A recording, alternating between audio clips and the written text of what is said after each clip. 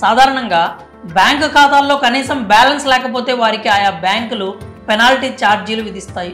ఈ పెనాల్టీ విషయం ఒక్కో నగరంలో ఒక్కో విధంగా అమలు పరుస్తారు. గతంలో కూడా ఇలా జీరో బ్యాలెన్స్ మెయింటైన్ చేసే వారి ఖాతాలు ఇన్యాక్టివ్లో ఉన్న వారి ఖాతాల గురించి ఆర్బీఐ కొన్ని నియమాలను ఆదేశించింది.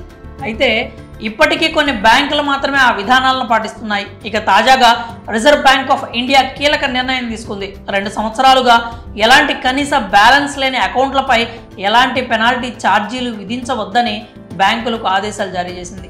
చాలా వరకు బ్యాంకుల్లో జీరో బ్యాలెన్స్ అకౌంట్స్ను మెయింటైన్ చేసుకునే అవకాశం ఉంటుంది. అయితే బ్యాంక్ అకౌంట్స్లో మినిమం బ్యాలెన్స్ను కూడా మెయింటైన్ చేయాలి. జీరో బ్యాలెన్స్ విషయమై శాలరీ అకౌంట్స్కు ప్రత్యేక హక్కు ఉంటుంది. హెచ్డిఎఫ్సి, యాక్సిస్ బ్యాంకుల్లో కనీస నిల్వ 1000 రూపాయల నుంచి 10,000 వరకు ఉంటుంది. అయితే కొన్ని ఖాతాల్లో కనీస అమౌంట్ కూడా ఉండదు. మరికొందరు వారి అకౌంట్స్ను సంవత్సరాల తరబడి ఉపయోగించకుండా అలా వదిలేస్తూ ఉంటారు. కొన్నిసార్లు అకౌంట్ క్రియేట్ చేసిన సంగతి కూడా మర్చిపోతూ ఉంటారు. అప్పుడు ఇలా ఎక్కువ కాలం ఉపయోగించని అకౌంట్స్కు ఫైన్ వేస్తూ ఉంటారు బ్యాంక్ అధికారులు. దీనివల్ల వినియోగదారులు నష్టపోవాల్సి వస్తుంది. కాబట్టి ఈ పరిణామాలను దృష్టిలో ఉంచుకొని మినిమం బ్యాలెన్స్ మెయింటైన్ చేయలేకపోయినా కూడా ఎటువంటి పెనాల్టీ ఛార్జీలు విధించవద్దని చెప్పి ఆర్బీఐ కీలక ఆదేశాలను జారీ చేసింది. కాగా క్లెయిమ్ చేయని బ్యాంక్ డిపాజిట్లను తగ్గించే ప్రయత్నంలో రిజర్వ్ బ్యాంక్ తీసుకున్న వివిధ నిర్ణయాల్లో ఇప్పుడు తీసుకున్న నిర్ణయం ఒకటి.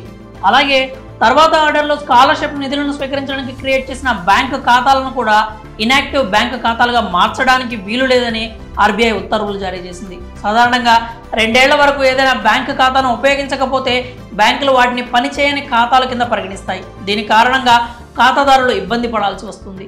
ఏదేమైనా ఆర్బీఐ తాజాగా తీసుకున్న నిర్ణయం ప్రస్తుతం వినియోగదారులకు పెద్ద రిలీఫ్నే ఇచ్చిందని చెప్పాలి. ఇకపై ఎలాంటి ఇబ్బందులు తలెత్తకుండా ఉంటాయని వినియోగదారులు భావిస్తున్నారు.